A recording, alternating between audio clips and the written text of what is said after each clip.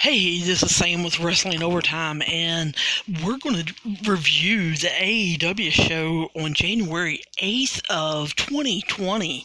And I can't help it. I am really super excited. Moxley is supposed to be giving his answer tonight to Jericho, and I absolutely can't wait. I love AEW. If you guys can't tell, I feel like they're the new kid on the block and that they're kind of bringing it. And they're making all the other companies kind of have to step up. I don't know whether there's going to be a swerve tonight or not, but I am truly looking forward to it. They're in South Haven, Mississippi, but they're calling it Memphis. They're bringing back some older legends of the Memphis territory. And like I said, this is the January 8th, 2020 edition. They start off the show replaying the Elite's win, and then Cody running out and joining them. And Hangman Page was actually on commentary with the three amigos up there, and they invited him down to celebrate, and he didn't join them. And then they flash to what I am interested in tonight, which is Jericho's offer of that sweet, sweet car and 49% of the Inner Circle LLC. And so I'm kind of excited. I hadn't looked and seen what the matches were tonight. I just knew that was going to be the main event as far as Moxley giving his answer. They advertised that Cody was also supposed to talk to MJF. So I'm kind of looking forward to that. I really think this MJF and Cody situation is going to be a long play. I think Cody's going to do more old school wrestling, and this is going to play out over months. We're not going to get a, answer in the battle next week or anything like that. I think this is a long program. It took a long time for them to set up MJF and Cody, and I think it's going to be a long time for them to actually come together. So they start out tonight bringing Hangman Page out to the ring, and then bringing out Kenny Omega. And of course the announcers are talking about how the two of them have had a little bit of issues, and how Hangman Page has been feeling a little left out, has asked the Elite to back off, give him some room so he can think, so he can chill out. And then Private Party comes out. For those of you that have been listening to the WWE reviews, you know what I'm going to say. I can't tell the difference between the Street Profits and Private Party. Their gimmick is basically the same. Only one carries shot glasses, one carries red Solo cups. But, basically, they are the same down to their red outfits, and it's just kind of annoying to me. I don't know. I don't like either one. And I don't know if it's because I don't like their gimmick. I don't like them. I don't like their promos. I'm not real sure exactly what it is. Although I will say that WWE has been letting the Street Profits talk way more than what Private Party has. Although Private Party did, get to talk and get to be featured, I guess, a little bit. Maybe that's the better way of saying it. With Hangman Page last week in the bar situation where he was drinking and not really enjoying himself, I should say. They also showed that again, showed where, he basically took his scotch and left the room. And so this match, I guess that's supposed to be the storyline, is that they kind of ran him out of the bar, and then they were going to drink his scotch, and he had to take it away from him. I'm assuming, is that correct? You guys know you can write me at wrestlingovertime at gmail.com. You guys can tweet me or get on Facebook and look up Wrestling Overtime and tell me what you think the reason why these two teams are kind of battling it out. Not really interested in this. I don't really get into AEW's tag matches that don't include some of the top teams. I know they're trying to make Hangman Page and Kenny Omega kinda a top team, but I'm just not, getting into that. I like the high flying maneuvers of Private Party. They come up with some new stuff, especially a lot of their tag team stuff and how they work together. Omega and Page sold it pretty well. It seems like Private Party's movesets are a little more natural and don't take as long to set up. Although I can't believe that Omega sat on the top rope up there for so long while Private Party kind of got their act together to set up the gin and juice thing. And then, of course, we have to see Omega accidentally flipping one of them into Page and, saying he's sorry. And then Omega and Page, of course, pull out the victory. They're kind of making up. They're, doing the fist bump thing and kind of talking in the ring when it flashes to Crazy Pac basically trying to kill Micah Nakazawa, who is one of Kenny's good friends, and Pac, I want to call him Pac, but Pac says he wants his rubber match with Kenny. So you see, Page say, go, and Kenny runs off to save him. And they don't really follow up with this storyline in this show. However, they do show during commercial, Page doesn't run back there to help Nakazawa at all. He doesn't care about Kenny getting beat up or anything like that. He's not really concerned. He's hanging out with the fans and drinking beer. I was glad in the very beginning of the show they saw one fan holding up a sign saying, Hangman, come drink a beer with me.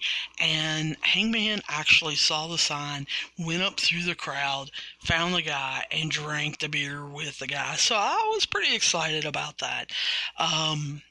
But, the announcers kind of played it up a little later about how Page wasn't real interested in getting involved in Kenny's battles. And then Chris Stanlander and Riho are up next.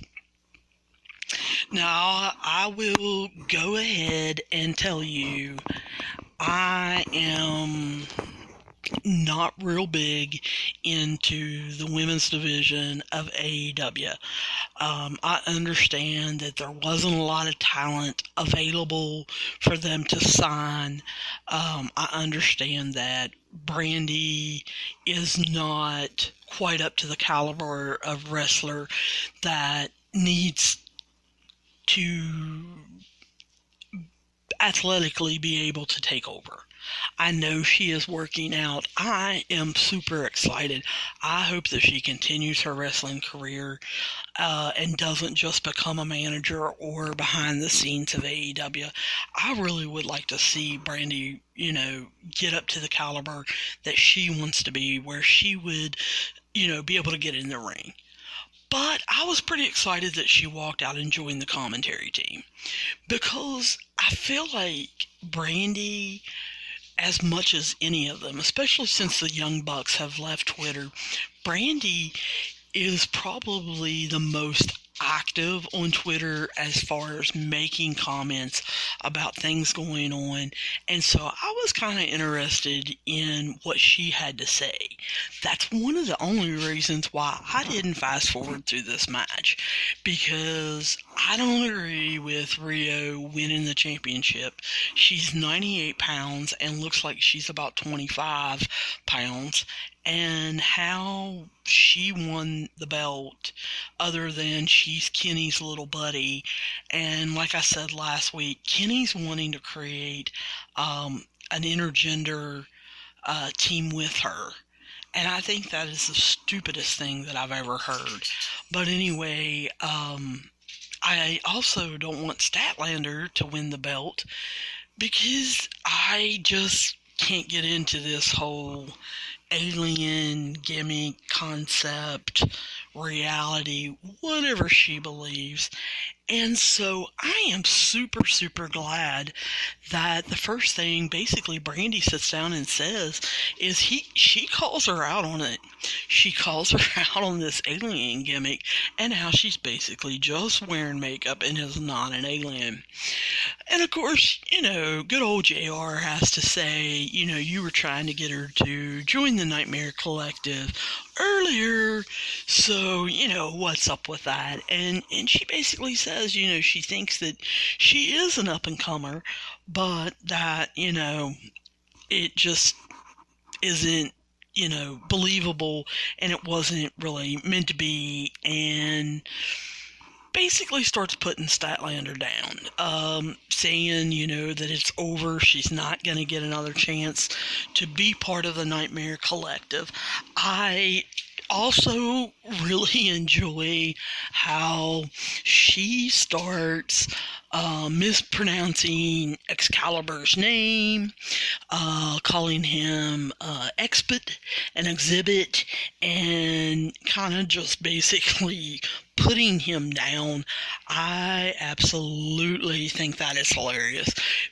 And then she calls him out on wearing a mask. And I can't help but think it's absolutely what the fans want to hear. If any of you are a part of any Facebook groups, if any of you are on Twitter and you follow, anybody, or you see the fans, that has been one of the big things that the fans have thought since the beginning for a whole year, is why in the world does Excalibur wear a mask? He's not a wrestler anymore. I know that he likes the luchador style, but it's pretty ridiculous. So her calling it out and asking him if he wears his masks in the shower and if he stinks, I thought was pretty hilarious, because I just wanted to listen to Brandy. I think Brandy needs to get her own podcast. Hey, Brandy, if you're listening to this and you need a podcast host, holler at me. We will do it up, because I think she is absolutely hilarious and is just saying naturally what the fans think. Now, I started paying attention a little bit more when the Nightmare Collective walked out. With Awesome Kong and Mel, you kind of have a tendency to notice them. They are more like the women that probably should be holding the belt. As far as size-wise, I can't get into Riho overcoming all odds, blah, blah, blah, and little old her with her Josie style, continuing this. But I was pretty happy to see them walk out. So we see Statlander basically throw Riho out of the ring and then goes after Mel. She kind of takes her out and then tries to take out Awesome Kong. Brandy then leaves the commentary booth. And as Chris Statlander is getting into it with Brandy and, kind of yelling at her, we see a guy who I don't recognize. I don't watch a lot of New Japan wrestling, so I was really unfamiliar with him. I was glad that the announcers tried to fill us in. Um, I hate when the announcer, someone shows up new and they act like they don't know about it. They act like they don't know who they are. They act like, they're in the dark, like they did about the Butcher, the Blade, and the Bunny.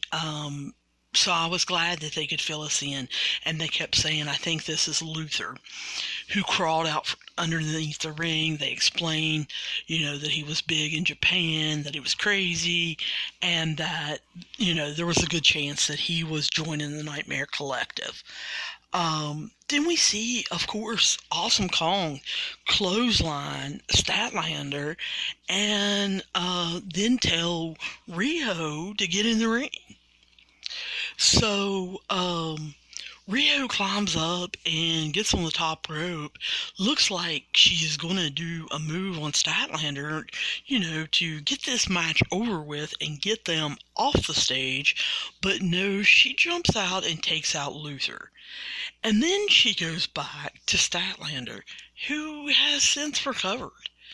And I was just like, this is pretty crazy. The finish I thought was a new and improved finish than what we usually get. We just see Awesome Kong kind of grab Statlander's leg, which allows Riho to flip her over for the pin and retain the title. And then, Kong starts beating Statlander, and Mel gets up and gets Riho and starts beating on her. Well, we had already seen Shadaya, or Shadea, however you pronounce her Japanese name, and Britt Baker sitting ringside. Britt Baker is not a bit interested in helping. She just kind of hangs out in her seat. But Shadaya runs into the ring to help Riho, and then we see Big Swole and Sonny Kiss run into the ring and kind of get things a little bit more under control as the Nightmare Collective kind of regroups and goes back up the ramp. Then right before we go to commercial, of course, we've got to see the super bad couple. We've got to give them a little bit of a promo and kind of keep them in our thoughts. With Kip Sabian and Penelope Ford, I really like this character and how it's going. I didn't really get into Kip Sabian when he was on an earlier show this past summer. I believe it was Fyter Fest that he was on. I don't know. It was almost like he was a wimp. And I don't know, with him being English and everything, I just couldn't get into his character. Since they've added her and kind of are making it out like, Kip Sabian has stole her from Joey Janela, it makes me a little more interested. I hope they feud. Joey Janela is an excellent wrestler, but he is known for going to great lengths in his matches, and I want to see if Kip Sabian can step it up and stay with him. And so this super bad promo really got me excited. I was a little disappointed that we didn't see them anymore, the rest of the show. Then I am put in a situation which I find myself in a lot in AEW. And I'm going to be honest with you. I like it. Matter of fact, I probably love it. I like when they put two of my favorites up against each other. Because, see, I don't just like all of the baby faces. I like a lot of the heels too that are in AEW. I like their character development.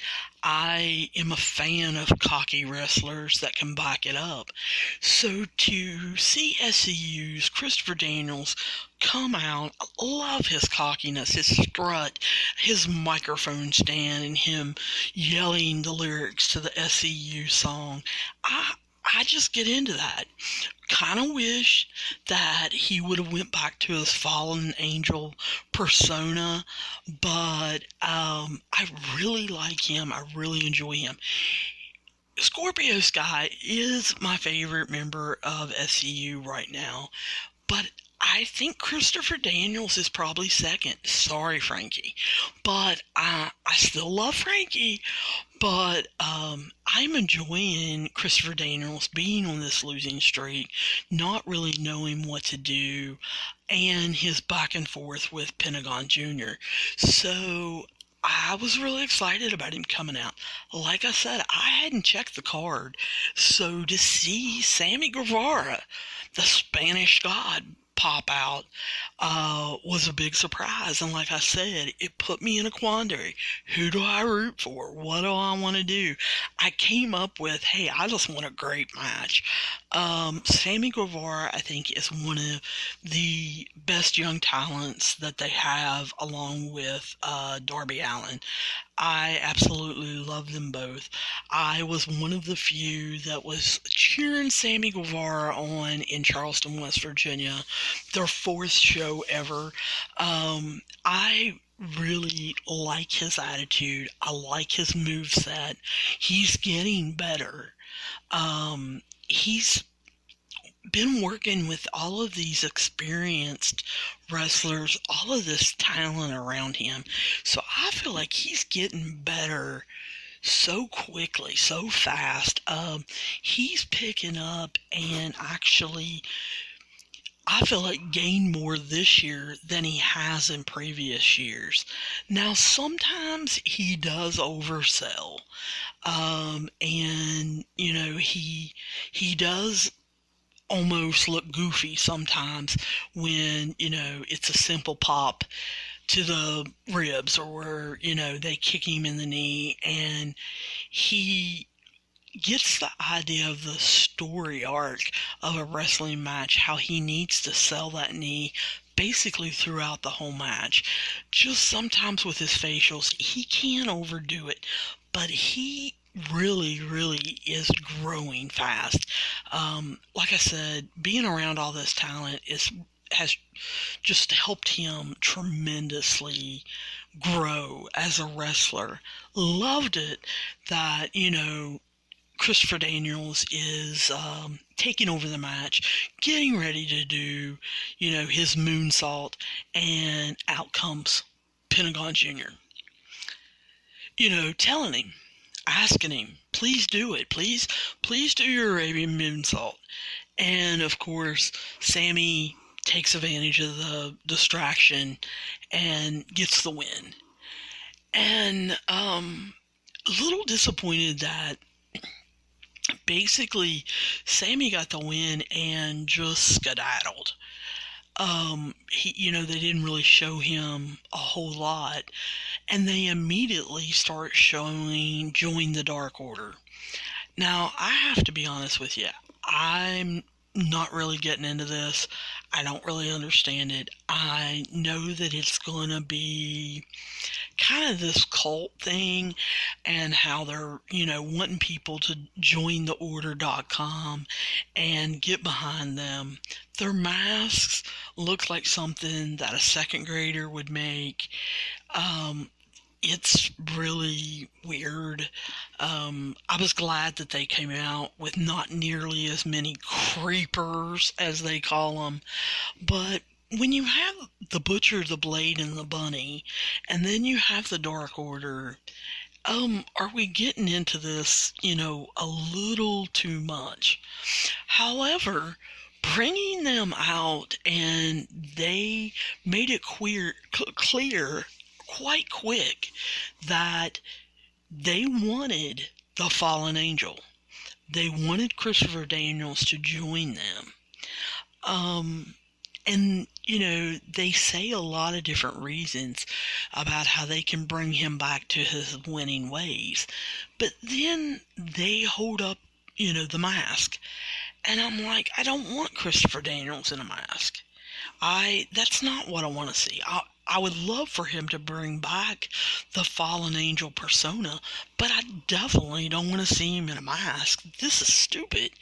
And he is way smarter than to, join basically this second grade clique, this cult that they're trying to make do with in AEW. So of course he turns them down and he gets beat down by the Dark Order until SCU and Young Bucks come down to help. Well, let me tell you, when Scorpio Sky goes over the ropes and takes them out with his flip, I was marking out. You could have called me the biggest fan in the world because, I mean, his athleticism is just unreal. And then I pretty much marked out just as bad when, Christopher Daniels goes up, hits his moonsault. So, I was excited to see this. And then, of course, they've got to kind of chill you out a little bit with the, bring you down with commercial and everything. But they bring out the Lucha Brothers. Now, the Lucha Brothers is one team that I have been following for a couple years. I think they're right up there as one of the best tag teams around right now. So it really shocked me. I'm kind of glad that Tony Khan has decided this is a little bit sports oriented and they're flashing records up there.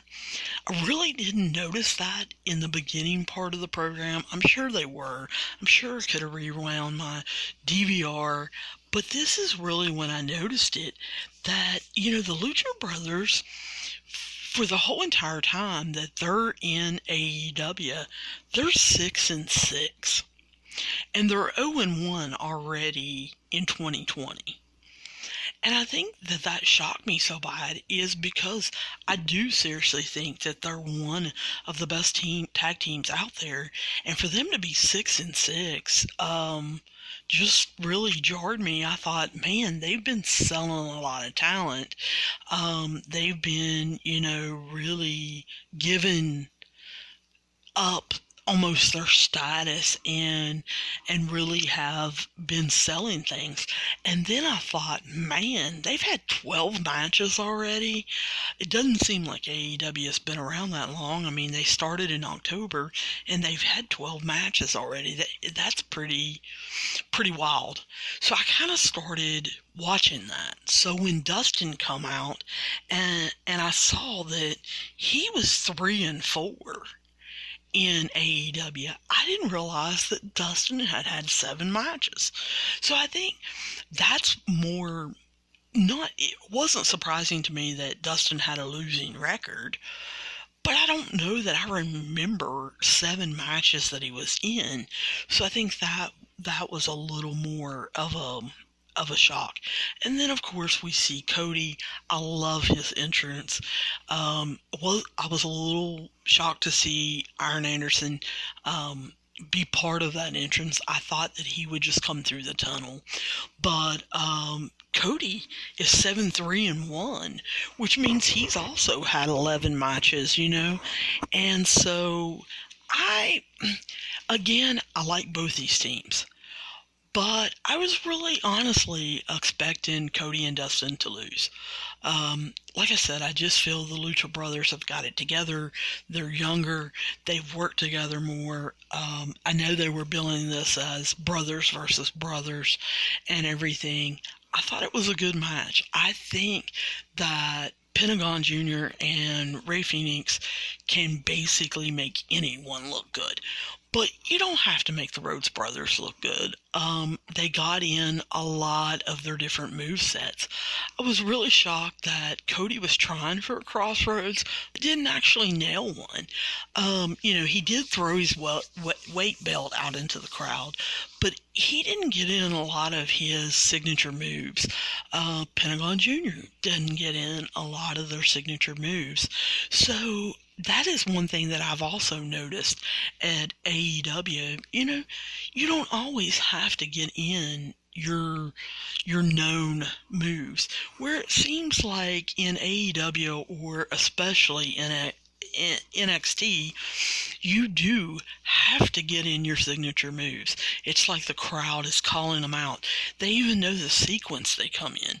So I was excited in this match. Not everybody got in signature moves, and I loved that, Phoenix grabs onto the chair, gets ready to haul off and, either give it to Pentagon or use it on Cody.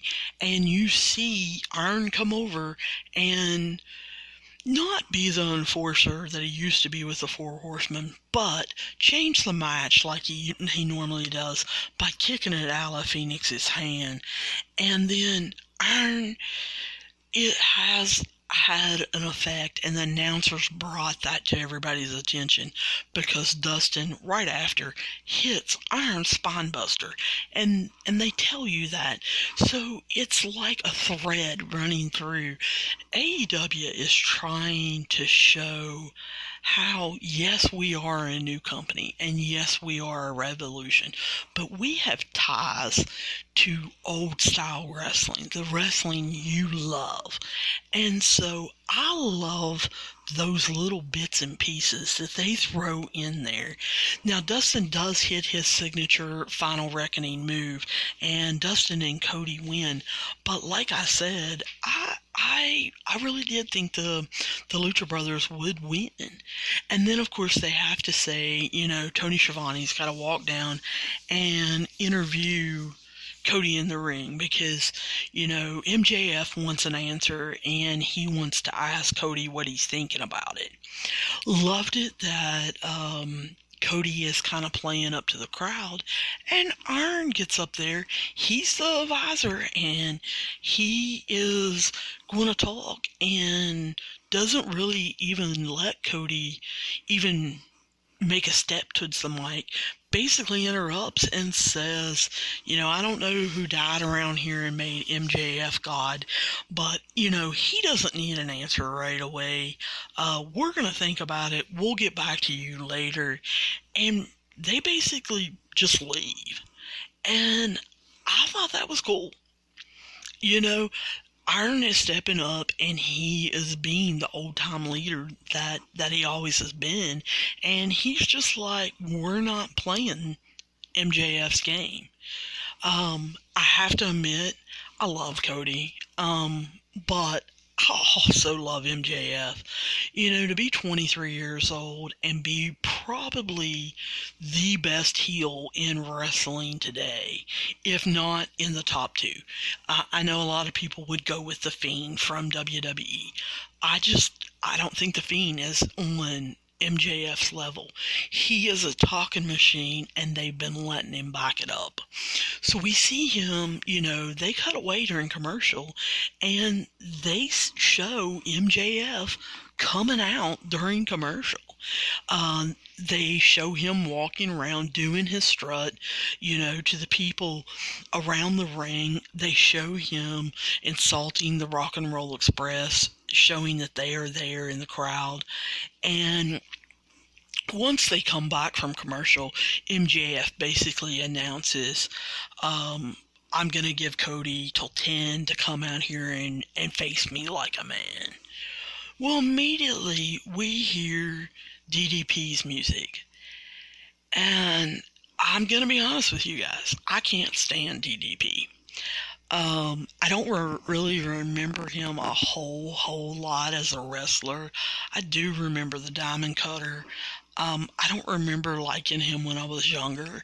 I absolutely hate listening to podcasts that have commercials for DDP Yoga on them. I fast forward them as fast as I can. Sorry, Steve Austin, but I can't take DDP. I don't like how he talks. I don't think that he cuts good promos or anything like that. So I absolutely dreaded this. I thought his promo was awful. I loved that MJF was over, checking his phone. And of course, DDP has to take his time. He has to plug everything that he's ever been involved with. He has to talk about himself and all of that. I know that he has a lot of accomplishments and that he's proud of them, but I don't want to hear him every time. And I know that's part of his shtick, but it gets on my nerves. I did enjoy him making fun of Warlow and MJF and calling them names and everything, but MJF decides basically to take over. He's had enough of DDP, and I love that he called him Dally. Instead of Dallas, have to call him Dally, and says, that he needs to kiss his ring. And then, of course, we see the Butcher, the Blade, and the Bunny come out. And as they're coming out, of course, the only thing I think of is we just saw the Dark Order. Why are these idiots coming out? And are they aligned with MJF now? Which I guess they are, but I don't really understand the relationship there. I didn't understand. I don't know whether it was the Butcher or the Blade. I don't know how to tell them apart. I know one of them wears a mask, but the one that wore the mask took the mask off tonight and threw it down. So does that mean that he's done away with the mask? I didn't really even understand why he had a mask on to begin with. But anyway, back to MJF. He tells him to kiss the ring. And he says, if you don't kiss the ring, I'm going to be forced to. He starts naming stuff, and when he gets to, getting one of DDP's daughters and what he's going to do, of course DDP kind of loses his mind, goes nuts on everyone in the ring. And as he's kind of looking at Warlow, MJF comes up behind him and delivers a low blow, and Dustin and QT Marshall come out with Aubrey the ref and kind of gets everybody to settle down and gets MJF to leave during commercial. They talk about QT Marshall when he comes running out like I should know him. And maybe I do. I didn't really get a chance to see him that clearly. I don't recognize the name.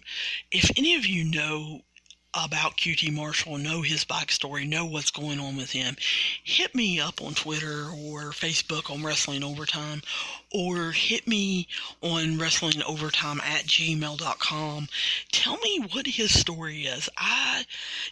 Obviously he's running around with Dustin now, so I kind of would like to know what is the backstory on it.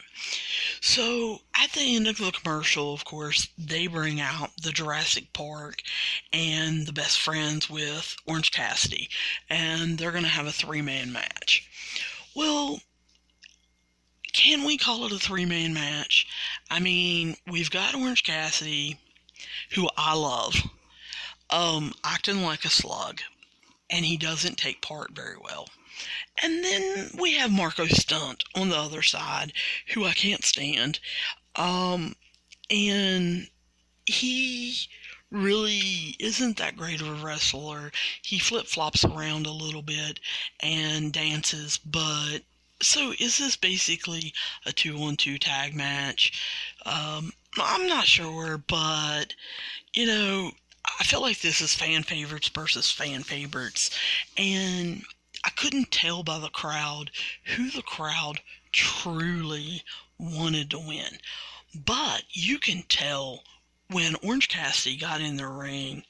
I mean, I loved his section of the wrestling, and you can tell the crowd is behind him when he's doing his kicks and everything. He did a little more tonight as far as taking out the team and coming back in for his hug and doing a little more. I think we're going to see Orange Cassidy develop a little more as this goes. I'm predicting by summer, Orange Cassidy is going to show some of the things that he showed when people would knock his sunglasses off in the Indies, and how athletically talented he is, and how imaginative and inventive he is, or he was, on the Indies. I think we're going to see his high-flying act, and we're actually going to be able to get into him by this summer. So I'm really, really looking forward to that. Of course, I like Luchasaurus. I think that marketed right and actually given a very good program, I think Luchasaurus could probably be the next superstar in AEW. And of course, Jurassic Express get the win. They mentioned something, though, that this is Jungle Boy's first win in AEW. I really, really didn't know that. So I was a little shocked about that. And then they start previewing next week. And I'll tell you what, I got a little excited about next week. I enjoy that they do this, that they tell you what's coming. They tell you what storylines are continuing into next week. And that's one of the things that I had to praise WWE Raw this past Monday about. They did that too, and were telling us what was going to be on next Monday. So they've picked that up from AEW. But next week on AEW, we're going to see Darby Allin against Pac, and I think that's going to be exciting. Those two, you talk about being inventive and high-flying and pushing themselves to the limits and not caring if they get hurt, and really, shooting on some of the things, the punches they do or the kicks they do. I think that's going to be an excellent match. And then, of course, we've got Statlander and Shadia against Awesome Kong and Mel. I could care less.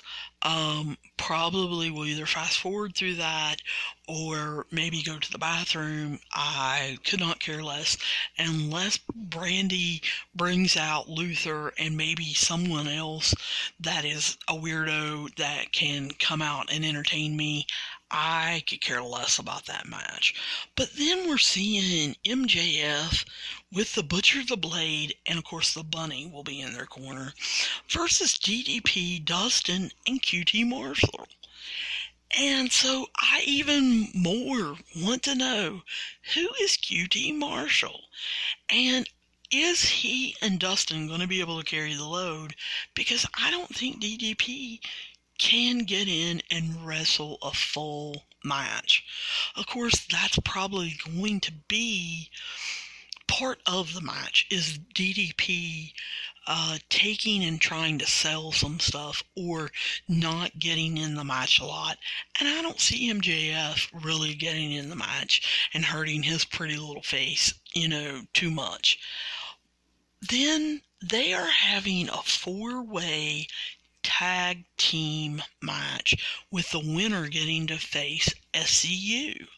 So I am really intrigued by this match, just for the simple fact that you have 3 fan favorites. You have the Young Bucks, Hangman, and Omega, and the Best Friends going up against Santana and Ortiz. And so how are they going to make this kind of fair? The Young Bucks, Omega and Paige, are having problems, and I know this is probably going to, get highlighted sometime during this match. We got the best friends who are fan favorites coming out and going to take things on.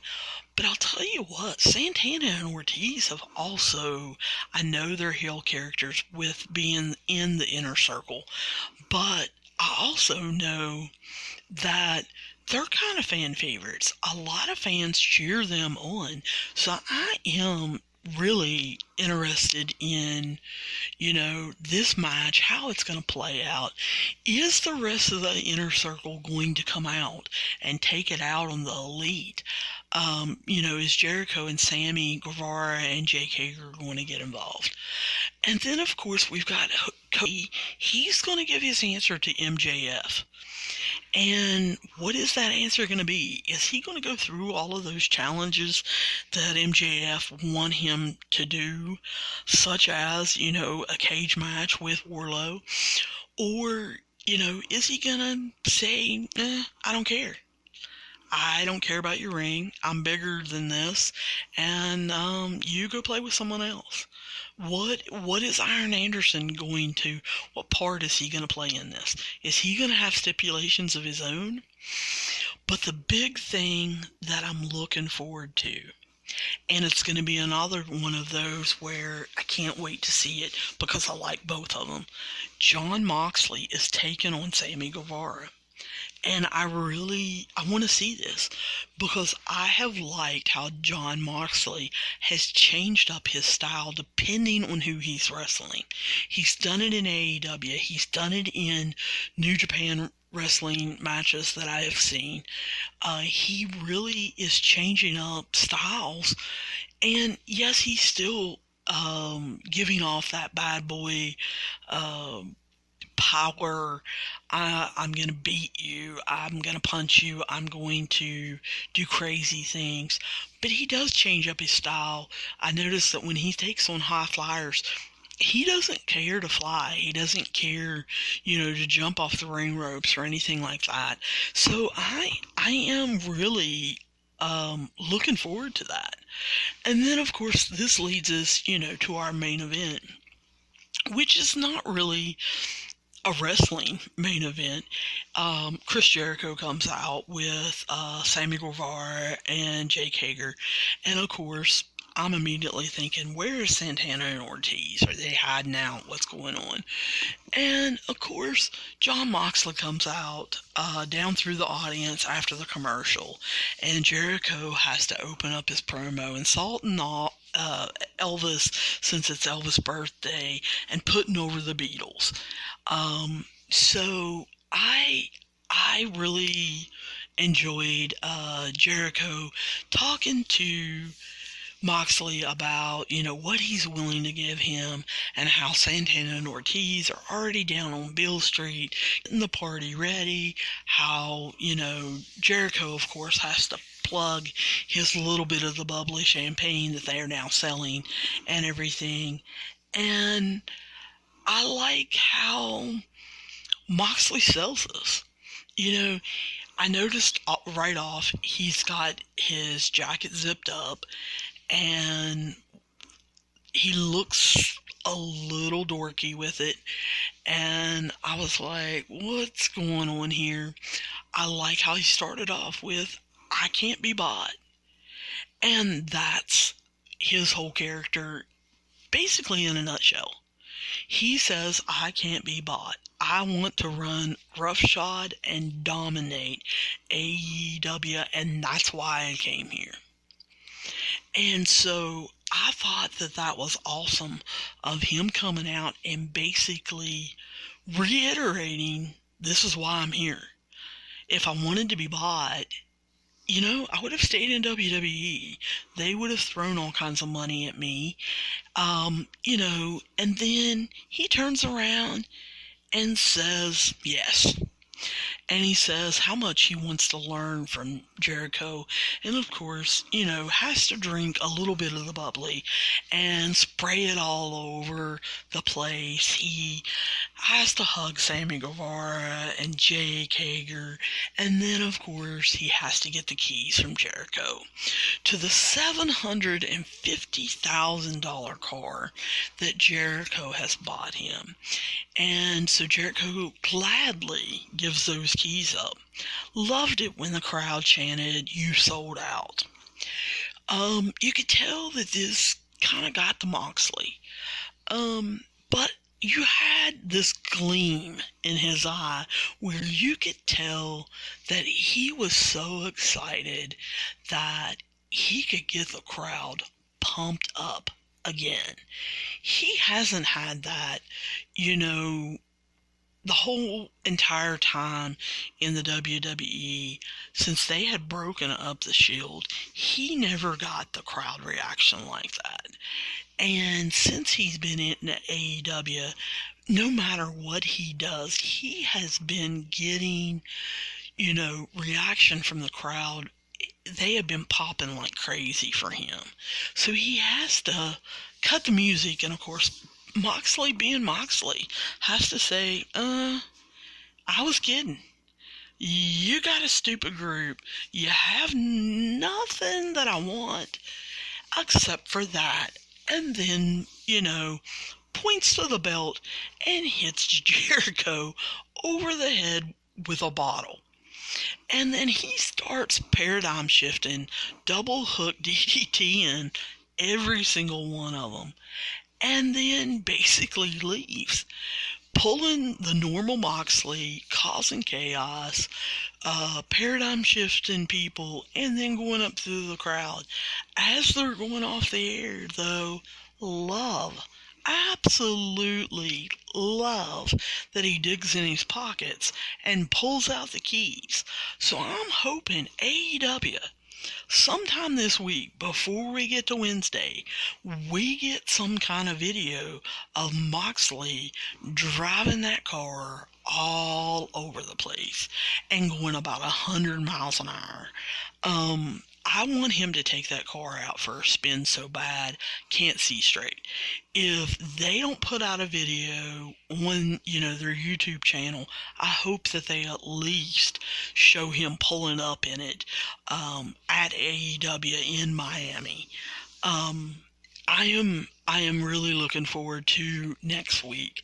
You guys need to tell me what you're thinking. What are you wanting to see? What storylines are you excited about? Are you excited about Moxley and Jericho and MJF and Cody?